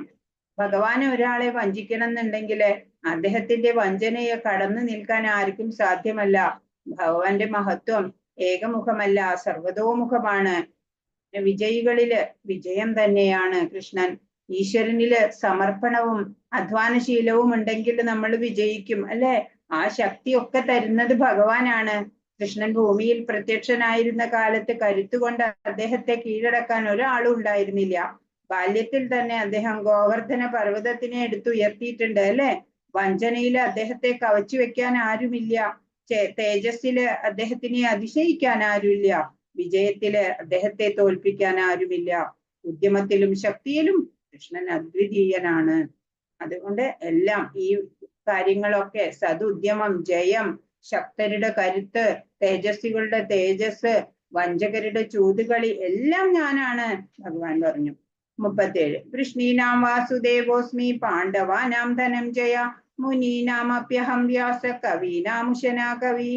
അപ്പൊ വൃഷ്ണികുലത്തിൽ വാസുദേവൻ, വൃഷ്ണി എന്നുള്ള രാജാവ് യദുകുലത്തിൽ ഉണ്ടായിരുന്നു, പ്രധാനിയായിരുന്നു. അങ്ങനെ അതിന് യദുകുലത്തിന് വൃഷ്ണികുലം എന്നും പേര് വന്നു. അങ്ങനെ വൃഷ്ണികുലത്തിൽ വാസുദേവനും, പാണ്ഡവരിൽ അർജുനനും, മുനികളിൽ വ്യാസനും, ചിന്തകരിൽ ഉശനാകവിയുമാണ്. ഉശനാകവി എന്ന് പറഞ്ഞാല് അത് അസുരന്മാരുടെ ഗുരുവായ ശുക്രാചാര്യരെയാണ് പറയുന്നത്. ഭഗവാൻ ഇവിടെ പരമാത്മാവ് എന്ന തലത്തിലാണ് എന്ന് നമുക്ക് വ്യക്തമാവും. കാരണം പാണ്ഡവരിൽ അർജുനനും ഞാനാകുന്നു എന്ന് പറയുമ്പോ എന്റെ മുന്നിൽ നിൽക്കുന്ന നീയും ഞാനാകുന്നു എന്നാണ് പറയണേ, അല്ലെ? ആദിഭഗവാനായ ഭഗവാനാണ് കൃഷ്ണൻ. ബലരാമൻ കൃഷ്ണന്റെ രൂപവിസ്തരണമാണ്. കൃഷ്ണനും ബലരാമനും വസുദേവ പുത്രന്മാരായിട്ടാണ് പിറന്നത്. രണ്ടുപേരെയും വാസുദേവൻ എന്ന് പറയുന്നതിൽ തെറ്റില്ല. മറ്റൊരു തരത്തിൽ പറഞ്ഞാൽ കൃഷ്ണൻ വൃന്ദാവനം വിട്ടു പോകാറില്ല. അതുകൊണ്ട് മറ്റെവിടെയെങ്കിലും പ്രത്യക്ഷീഭവിക്കുന്നവ അദ്ദേഹത്തിന്റെ രൂപവിസ്തരണങ്ങളാണ് എന്ന് പറയാം. കൃഷ്ണന്റെ തൊട്ടടുത്ത രൂപവിസ്തരണമാകയാൽ വാസുദേവൻ ബലദേവൻ അഥവാ ബലരാമൻ അത്രേ. എല്ലാ അവതാരങ്ങളുടെയും ആദി മൂലമാകയാലേ അദ്ദേഹമാണ് വാസുദേവന്റെ സ്രോതസ്.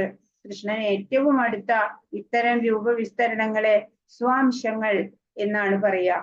ഭഗവാന് വിഭിന്ന അംശങ്ങൾ എന്ന വിസ്തരണങ്ങളുമുണ്ട്.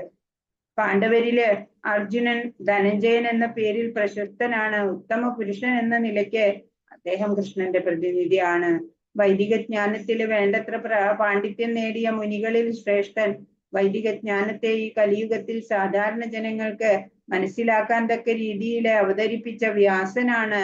വ്യാസനും കൃഷ്ണന്റെ അവതാരമായി അറിയപ്പെടുന്നു. അദ്ദേഹവും ഭഗവത് പ്രതിനിധിയാണ്. ഏതു വിഷയത്തെക്കുറിച്ചും അഗാധമായി ചിന്തിച്ചറിയാൻ കഴിവുള്ളവരാണ് അത്രേ കവികൾ. അവരിൽ അസുരന്മാരുടെ ഗുരുവായ ഔശനസ് അഥവാ ശുക്രാചാര്യരാണ് ഏറ്റവും ബുദ്ധിശാലിയും ദൂരദർശിയുമായ രാജതന്ത്രജ്ഞൻ. അങ്ങനെ ശുക്രാചാര്യർ ഭഗവത് ഐശ്വര്യത്തിന്റെ മറ്റൊരു പ്രതിനിധിയാകുന്നു. 38 ദണ്ഡോദമയതാമസ്മി നീതിരസ്മി ജിഗീഷതാം മൗനം ചൈവാസ്മി ഗുഹ്യാനാം ജ്ഞാനം ജ്ഞാനവതാമഹം. നിയമരാഹിത്യങ്ങളെ അടിച്ചമർത്തുന്ന പദ്ധതികളിൽ ദണ്ഡം, വിജയം കാക്ഷിക്കുന്നവരുടെ നീതി എന്നിവയും, ഗോപ്യങ്ങളിൽ മൗനവും ജ്ഞാനികളുടെ ജ്ഞാനവും ഞാനാണ്. നിയമരാഹിത്യങ്ങളെ അടിച്ചമർത്തുക, നിയമങ്ങളൊന്നും അനുസരിക്കാതെ തോന്നിയ പോലെ ഓരോ ചെയ്യുന്നത്, അതിൽ ശിക്ഷ അനുഭവിക്കേണ്ടി വരും. ആ ശിക്ഷ ഞാനാണ്. വിജയം കാക്ഷിക്കുന്നവരുടെ നീതിപൂർവമായിട്ട് കഠിനാധ്വാനത്തില് ജയിക്കാൻ ആഗ്രഹിക്കുന്നവരുടെ ആ വിജയം ഈശ്വരനാണ്. ഗോപ്യങ്ങളിൽ മൗനം, ഒരാൾ ഒരു രഹസ്യം നമ്മോട് പറഞ്ഞാല് അയാളുടെ സമ്മതമില്ലാതെ അത് വെളിപ്പെടുത്തരുത്. അതാണ് ഗോപ്യങ്ങളിൽ മൗനം. അത് ഞാനാണ്. അങ്ങനെ ചെയ്യുന്നത് ഭഗവാനാണ്, ദൈവികതയാണ്. ജ്ഞാനികളുടെ ജ്ഞാനവും ഞാനാണ്. ഭഗവാൻ പറയാണ്, ദുഷ്കൃതികളെ അടിച്ചമർത്താൻ വിവിധ ഉപാധികളുണ്ട്. അവയിൽ ഏറ്റവും പ്രധാനമാണ് ദണ്ഡം. അധർമ്മികൾക്കെതിരെയുള്ള ശിക്ഷാ നിർവഹണം ഭഗവാനാണ്. പ്രവർത്തനങ്ങൾക്ക് വിജയം ഇച്ഛിക്കുന്നവരില് നീതിക്കാണ് പ്രാധാന്യം. ശ്രവണം, മനനം, ധ്യാനം എന്നിങ്ങനെ അതിരഹസ്യമായ സ്വകാര്യങ്ങളിൽ ശ്രേഷ്ഠത മൗനത്തിനാണ്. മൗനം കൊണ്ട് അതിവേഗം പുരോഗമിക്കാം. ഭൗതിക പദാർത്ഥത്തിനും ആത്മാവിനും തമ്മിലുള്ള, അതായത് ഈശ്വരന്റെ ഉത്തമ അധമ പ്രകൃതികൾ തമ്മിലുള്ള വ്യത്യാസം എന്തെന്നറിയുന്ന ആ ജ്ഞാനം അറിവും കൃഷ്ണനാണ്. 39 യച്ഛാപി സർവഭൂതാനാം ബീജം തദഹമർജുന ന തദസ്തി വിനായസ്യ അന്മയാ ഭൂതം ചരാചരം. അല്ലയോ അർജുന, സർവഭൂതങ്ങളുടെയും ആദി ബീജമാണ് ഞാൻ. എന്നെ കൂടാതെ ചരാചരങ്ങളിൽ ഒന്നിനും നിലനിൽപ്പില്ല. ഏതൊന്നിനുമുണ്ട് ഒരു കാരണം, അല്ലെ? ആ കാരണം, ആവിർഭാവത്തിന്റെ ആ ബീജം അത് ഭഗവാനാണ്. കൃഷ്ണന്റെ ശക്തി ഇല്ലെങ്കിൽ ഒന്നിനും നിലനിൽപ്പില്ല.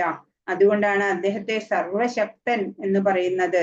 കൃഷ്ണശക്തിയിൽ അടിയുറച്ചു നിൽക്കാത്തത് എല്ലാം മായയായിട്ടാണ് അറിയപ്പെടുക. ഇല്ലാത്തത് എന്താണോ അതാണ് എന്നർത്ഥം. എല്ലാറ്റിലും ഭഗവത് സാന്നിധ്യം അറിയാൻ നമുക്കിപ്പോ സാധിക്കണം, അല്ലെ? ഭഗവാൻ പറഞ്ഞത് കുറെ വിഭൂതികൾ നമുക്ക് പറഞ്ഞു തന്നു. സ്വർണം ഉരുക്കിയിട്ട് മാല, വള ഒക്കെ ഉണ്ടാക്കുന്നുണ്ട്, അല്ലെ? എന്നാല് എല്ലാം സ്വർണം തന്നെയാണ്, ഓരോ പേര് പറഞ്ഞു വിളിക്കുന്നു എന്ന് മാത്രമേ ഉള്ളൂ, അല്ലെ? അതുപോലെ ഇവിടെ കാണുന്ന ചരങ്ങളും അചരങ്ങളുമായിട്ടുള്ള എല്ലാം ഭഗവാനാണ്. ചരാചരാത്മാ, അല്ലെ?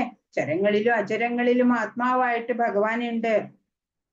40 നാന്തോസ്തി മമ ദിവ്യാനാം വിഭൂതീനാം പരന്തപ ഏഷ തു ദേശത പ്രോക്തോ വിഭൂതേർവിസ്തരോ മയാ. പറയാണ്, ശത്രുക്കളെ ജയിക്കുന്നവനെ, എന്റെ ദിവ്യ വിഭൂതികൾക്ക് അവസാനമില്ല. ഞാൻ പറഞ്ഞതാകട്ടെ എന്റെ അനന്തമായ വിഭൂതികളുടെ ഒരു സൂചന മാത്രമാണ്. ആദ്യമേ ഭഗവാൻ പറഞ്ഞു, അല്ലേ? വിസ്തരിച്ച് പറയാൻ തുടങ്ങിയ അവസാനമില്ല എന്നുള്ളത്. അപ്പോ വൈദിക സാഹിത്യങ്ങൾ പറയുന്ന പോലെ ഭഗവാന്റെ വിഭൂതികളും ശക്തിവിശേഷങ്ങളും നാനാപ്രകാരത്തിൽ അറിയപ്പെടുന്നുവെങ്കിലും അവ എണ്ണിയാൽ തീരാത്തതാണ്. തന്മൂലം എല്ലാ വിഭൂതികളും ശക്തികളും വിവരിക്കപ്പെടുന്നില്ല. അർജുനന്റെ ജിജ്ഞാസ ശമിപ്പിക്കാൻ വേണ്ടി ചിലത് മാത്രം ഇവിടെ ചൂണ്ടിക്കാണിച്ചു എന്നേ ഉള്ളൂ. അപ്പൊ എവിടെയും നമുക്ക് ഭഗവാനെ അനുഭവിക്കാൻ സാധിക്കണം. എല്ലാം ഭഗവത് അംശം ഉള്ളതാണ് എന്ന് നമ്മൾ മനസ്സിലാക്കണം, നല്ലതോ ചീത്തയോ ആവട്ടെ. 41 യദ് യദ് വിഭൂതിമത്സത്വം ശ്രീമദൂർജിതമേവ വാ തത്തതേവാവഗച്ഛത്വം മമ തേജോംശ സംഭവം. എങ്ങനെ ഭഗവാന്റെ വിഭൂതിയെ തിരിച്ചറിയാം? ഓരോ വ്യക്തിയുടെ ആ പ്രവൃത്തി, സംസാരം ഒക്കെ ദൈവികത കാണിച്ചു തരും നമുക്ക്, അല്ലെ? അതൊക്കെ കാണുന്നുവെങ്കിൽ അതൊക്കെ വിഭൂതിയാണ്, ഭഗവാന്റെ വിഭൂതി തന്നെയാണ്. വിഭൂതിമത്തും സുന്ദരവും തേജസ്സുറ്റതുമായ ഏതൊരു സൃഷ്ടിയും എന്റെ തേജസ്സിന്റെ ഒരു കണികയിൽ നിന്ന് ഉത്ഭവിച്ചത് തന്നെ എന്ന് മനസ്സിലാക്കുക.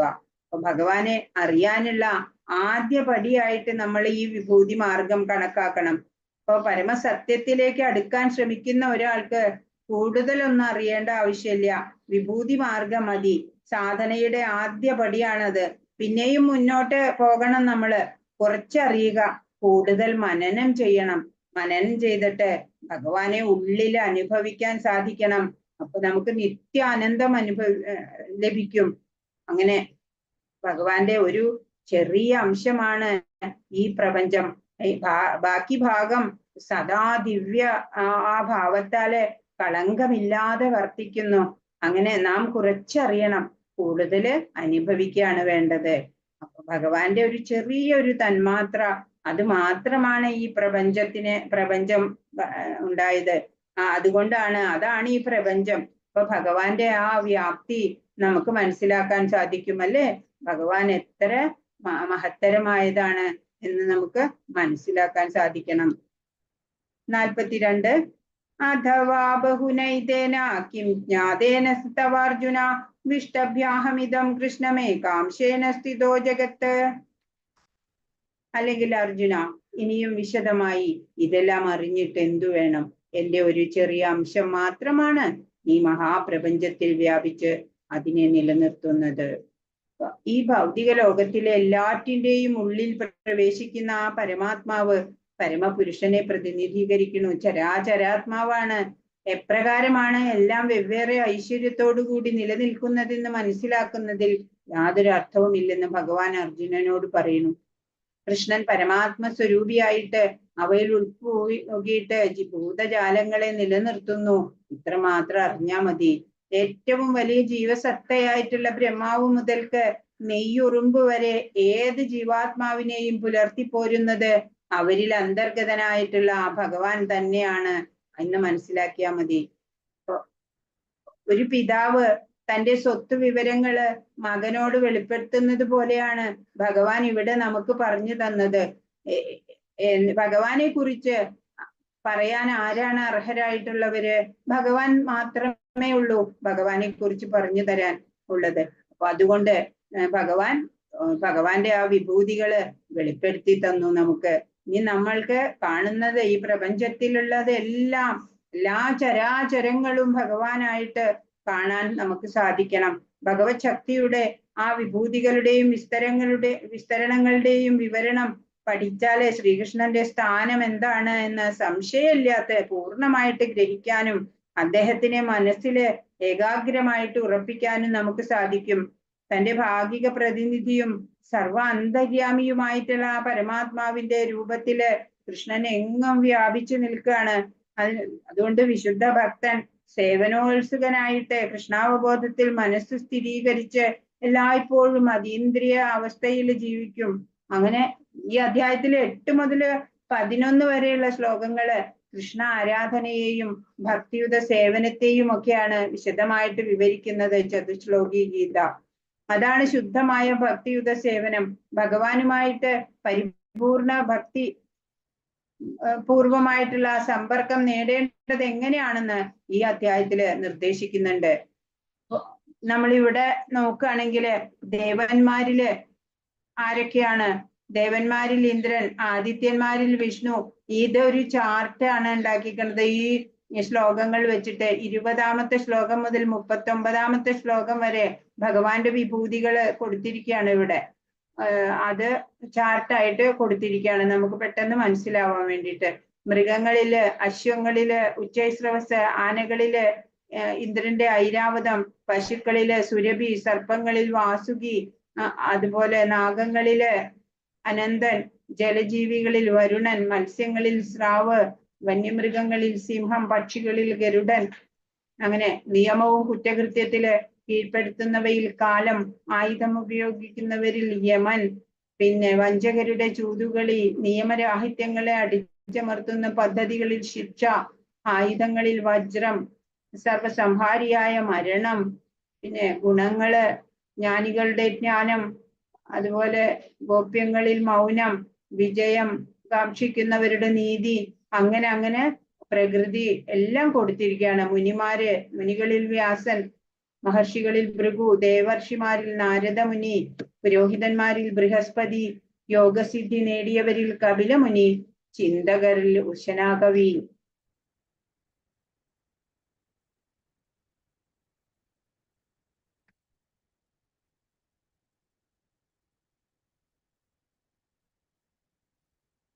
വിഭൂതിമത്തും സുന്ദരവും തേജസ്സുറ്റതുമായ ഏതൊരു സൃഷ്ടിയും ഭഗവാന്റെ തേജസ്സിന്റെ ഒരു കണികയിൽ നിന്ന് ഉത്ഭവിച്ചത് തന്നെയെന്ന് മനസ്സിലാക്കണം. ഇനിയും വിശദമായിട്ടൊന്നും അറിയേണ്ടതില്ല. ഇതിന്റെ ചെറിയൊരു അംശം മാത്രമാണ് ഈ മഹാപ്രപഞ്ചത്തിൽ വ്യാപിച്ചിട്ട് അതിനെ നിലനിർത്തുന്നത് എന്ന് ഭഗവാൻ 42ാമത്തെ ശ്ലോകത്തില് നമുക്ക് പറഞ്ഞു തന്നു. അപ്പൊ കൃഷ്ണന്റെ ആ മഹാവിഭൂതിയിൽ നിന്നാണ് സൂര്യന് പോലും ഉഗ്ര തേജസ് ലഭിക്കുന്നത്. അദ്ദേഹത്തിന്റെ ഒരു അംശം കൊണ്ടാണ് പ്രപഞ്ചം നിലനിന്നു പോരുന്നതും. അതുകൊണ്ട് ഭഗവാൻ ശ്രീകൃഷ്ണൻ ആരാധ്യനാണ്. ഭഗവാൻ പറഞ്ഞു, എന്റെ തേജസ്സിന്റെ ഒരു കണികയാണ് ഈ മഹാപ്രപഞ്ചത്തിനെ നിലനിർത്തുന്നത് എന്ന്. ഇനി 10ാം അധ്യായം ഇവിടെ അവസാനിച്ചു. 11ാം അധ്യായത്തില് ലൈഫ് പ്രസന്റേഷൻ ആണ് ഭഗവാൻ കാണിച്ചു തരുന്നത്. ലൈഫ് ഷോ കാണിക്കും ഭഗവാൻ. 11ാം അധ്യായം വളരെ വിശേഷപ്പെട്ട ഒരു അധ്യായം തന്നെയാണ്. നമുക്ക് ഇനി എന്താ നോക്കുക, കുറച്ചുകൂടെ സമയമുണ്ട്. യോഗ എന്ന് പറഞ്ഞാൽ ചിത്തവൃത്തി നിരോധാണ്. യോഗ എന്ന് പറഞ്ഞാൽ ചിത്തവൃത്തികളൊക്കെ നിരോധിക്കണം, ചിത്തം എങ്ങനെ നിർമ്മലമാക്കി വെക്കണം, അപ്പോഴാണ് അതിൽ ഭഗവാന് വരാൻ സാധിക്കുള്ളൂ.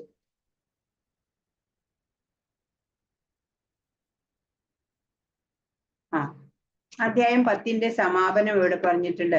കൃഷ്ണന്റെ മഹാവിഭൂതിയിൽ നിന്നാണ് സൂര്യന് പോലും ഉഗ്ര തേജസ് ലഭിക്കുന്നത്.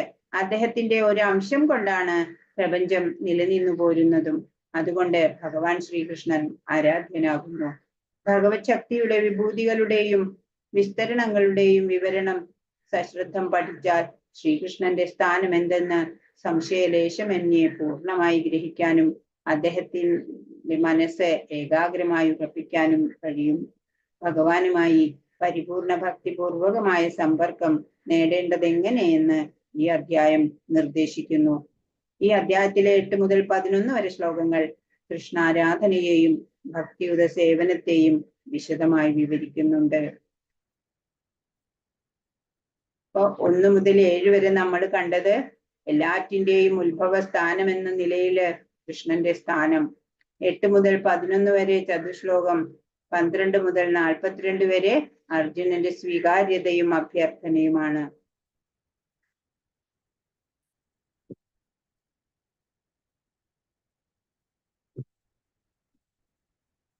ദുഃഖ സംയോഗ വിയോഗം. ദുഃഖം എന്തുകൊണ്ടാണ് ദുഃഖം ഉണ്ടാവണേ, ആശങ്കകൾ ഉണ്ടാവണേ? ഭഗവാനെ മറന്ന് ജീവിക്കുമ്പോഴാണ് അല്ലെ. അപ്പൊ ആ ദുഃഖ സംയോഗത്തിൽ നിന്ന് വിയോഗം ഉണ്ടാവണം നമുക്ക്. ഞാനല്ലാത്ത വസ്തുവിനെ ഞാനാണെന്ന് കരുതാണ് നമ്മള്, അതാണ് ദുഃഖ കാരണം. ശരീരം ഞാനല്ല അല്ലേ, ആത്മാവാണ് ഞാൻ. അപ്പോ ശരീരം ഞാനാണ് എന്ന് കരുതിക്കൊണ്ട് ജീവിക്കുമ്പോഴാണ് നമുക്ക് ആശങ്കകള്, ദുഃഖങ്ങള്, ഭയം ഒക്കെ ഉണ്ടാവുന്നത്. ജന്മ മൃത്യു ജരാ വ്യാധി ദുഃഖദോഷാനുദർശനം. ഇപ്പൊ രാജാവായാലും ഇതെല്ലാം വരും അല്ലെ, മരണം വരും, അസുഖം വരും, എല്ലാം വരില്ലേ. രാജാവാണ് പറഞ്ഞിട്ട് വരാതിരിക്കില്ല. പരീക്ഷിത്ത് രാജാവ് അല്ലെ, പരീക്ഷത്തിന് മുമ്പിൽ മൃത്യുവാണ്, 7 ദിവസത്തിൽ മരിക്കുകയാണ്, 7 ദിവസം ഉള്ളൂ ആയുസ്. അപ്പൊ ഗംഗാതീരത്ത് വന്നു, എനിക്ക് സത്യം വേണമെന്നുള്ള ആ ദാഹം അല്ലെ, ഭഗവാനെ വേണം എന്നുള്ള ആസക്തി വന്നു. അത് ഉള്ളിലുണ്ടായാല് ഗുരുനാഥൻ മുമ്പിൽ വന്നു ചേരും. അപ്പോ ശുഖബ്രഹ്മർഷിക്ക് അദ്ദേഹം കത്തെഴുതിയില്ല അല്ലെ, ആരും പറഞ്ഞില്ല. ഒരു മുമുക്ഷു അവിടെ വന്നു, ആചാര്യനും അവിടെ എത്തി. ഒടുവില് രാജാവിന് ഒരു മൃത്യുഭയവും ഇല്ലാതായി, ആത്മജ്ഞാനം കൊണ്ട് മുക്തനായി. സിദ്ധോസ്മി അനുഗ്രഹീതോസ്മി, ഈ ദേഹം ഞാനല്ല എന്നുള്ള ആ സിദ്ധി ലഭിച്ചു അല്ലെ. ഞാൻ ആത്മസ്വരൂപമായിട്ടുള്ള ശുദ്ധ ചൈതന്യമാണ്. രാജാവ് പറഞ്ഞു, ഞാൻ തൃപ്തനാണ്, ശാന്തി ഹൃദയത്തില് കണ്ടെത്തി. ഇത് യോഗം, ഇതാണ് യോഗം. കൃഷ്ണൻ അർജുനന് യുദ്ധഭൂമിയിൽ വെച്ചിട്ടാണ് അല്ലെ ഉപദേശിച്ചത്. ഏകാന്തത്തിൽ വെച്ചിട്ട് ഉപദേശിക്കാമായിരുന്നു. മഹാഭാരതത്തില് അങ്ങനെ ഒരു സന്ദർഭമുണ്ട്. കൃഷ്ണാർജുനന്മാര് തമാശ പറഞ്ഞിട്ട് ഖാണ്ഡവപ്രസ്ഥത്തില് ഇരുന്നു. ഏകാന്ത സ്ഥലമായിരുന്നു. അർജുനൻ ഒന്ന് ചോദിച്ചിരുന്നെങ്കില് കൃഷ്ണൻ ആ ദുഃഖത്തിന് എങ്ങനെ അറുതി വരുത്തും ഭഗവാനെ കൃഷ്ണ എന്ന് ചോദിച്ചിരുന്നെങ്കില് ചോദിച്ചില്ല. നാ പൃഷ്ടേ കസ്യചിത് ഗുരുയാ, ചോദിച്ചാലേ പറയേണ്ടു, ചോദിച്ചില്ല. മറ്റൊരു സന്ദർഭവും ഉണ്ടായി. അർജുനൻ സന്യാസ വേഷത്തില് വന്നു, അപ്പോഴെങ്കിലും ചോദിക്കാമായിരുന്നു. അപ്പോഴോ സുഭദ്രയെ കല്യാണം കഴിച്ചിട്ട് പോയി. അങ്ങനെ വിപരീത സന്ദർഭത്തിലാണ് ഇപ്പോ ചോദിച്ചത് അല്ലേ. ഏറ്റവും ഘോരമായിട്ടുള്ള യുദ്ധത്തിന്റെ സന്ദർഭത്തിലാണ് ചോദിക്കണത്. ഭഗവാന്റെ ശിഷ്യത്വം സ്വീകരിച്ചിട്ട് ചോദിക്കണത്, എനിക്ക് ആത്മതത്വം പറഞ്ഞു തരൂ, ശാന്തി വേണം എന്ന് ഉള്ളിൽ തോന്നണം നമുക്ക്. അപ്പോഴാണ് ഗുരു നമ്മുടെ മുമ്പിൽ വരും. ഭഗവത് അനുഗ്രഹം ഉണ്ടെങ്കിൽ, ഭഗവത് കൃപയുണ്ടെങ്കിൽ ഗുരു നമ്മൾക്ക് മുമ്പിലെത്തും. നല്ല ദാഹമുണ്ടെങ്കിൽ വെള്ളത്തിന് രുചി ഉണ്ടാവും അല്ലേ. അതുപോലെ നമ്മൾക്ക് ഭഗവാനിൽ ആസക്തി വേണം, എന്നാ നമുക്ക് ഭഗവാനെ അറിയാൻ സാധിക്കും, ഭഗവാനെ കിട്ടും. അപ്പൊ ദേവഹൂതി മാതാ മകൻ കപിലനോട് ചോദിക്കുന്നുണ്ട് അല്ലേ, അപ്പൊ എനിക്ക് ആത്മതത്വം പറഞ്ഞു തരൂ എന്ന്. യോഗസ്യ ലക്ഷണം വക്ഷ്യേ സബീജസ്യ നൃപാത്മജേ എന്ന് പറയുന്നുണ്ട്. യോഗ ലക്ഷണം ഞാൻ പറഞ്ഞു തരാം അമ്മേ എന്ന് പറയാണ്. ചിത്തവൃത്തികളായിട്ടുള്ള മനസ്സ് എന്ന് പറയുന്നത് തന്നെ ചിത്തവൃത്തികളാണ്. അത് ആ ചിത്തവൃത്തികൾക്ക് ഏതെങ്കിലും ഒരു ആലംബം വേണം. ആ ആലംബം ഭഗവാന്റെ നാമജപത്തെ ആലംബമാക്കാം. നമുക്കൊക്കെയും അതുപോലെ ചെയ്യാം. ഹരേ കൃഷ്ണ കൃഷ്ണ കൃഷ്ണ ഹരേ ഹരേ, ഹരേ രാമ രാമ രാമ ഹരേ ഹരേ എന്നുള്ള ആ മഹാമന്ത്രം അതിലേക്ക് ആലംബം കൊടുക്കുക മനസ്സിനെ. അപ്പോ ചിത്തവൃത്തികളെല്ലാം മാറും. ഭഗവാൻ മാത്രം മനസ്സിലുണ്ടാവും. അപ്പൊ ശാന്തി ഉണ്ടാവും, ശാശ്വത ആനന്ദം ലഭിക്കും നമുക്ക്. അങ്ങനെ നമ്മൾ ഈ 4 റെഗുലേറ്റീവ് പ്രിൻസിപ്പിൾസ് ഫോളോ ചെയ്യുക. ABCD ഫോർമുല ഫോളോ ചെയ്യുക. ഭഗവാൻ അർപ്പിച്ച ഭക്ഷണം പ്രസാദമായിട്ട് ഗ്രഹിക്കുക. അങ്ങനെയൊക്കെ ചെയ്ത് നമ്മൾക്കും ഭഗവാനിലേക്ക് ചേരാൻ സാധിക്കട്ടെ. എല്ലാവരും മന്ത്രജപം മുടക്കരുത്. നാമമന്ത്രം അതിലേക്ക് മനസ്സിനെ വിനിയോഗിക്കാം. അപ്പൊ മനസ്സ് വേറെ എവിടെയും അലഞ്ഞു തിരിയാൻ പോവില്ല. ഹരേ കൃഷ്ണ. സർവം കൃഷ്ണാർപ്പണമസ്തു. വാഞ്ചാകൽപതരുഭ്യശ്ച കൃപാ സിന്ധുഭ്യേവ ച പതിതാനാം പാവനേഭ്യോ വൈഷ്ണവേഭ്യോ നമോ നമഃ. അനന്തകോടി വൈഷ്ണവ വൃന്ദ की जय, श्रील प्रभुपाद की जय, गुरु महाराज की जय. हरे कृष्णा. हरे कृष्ण.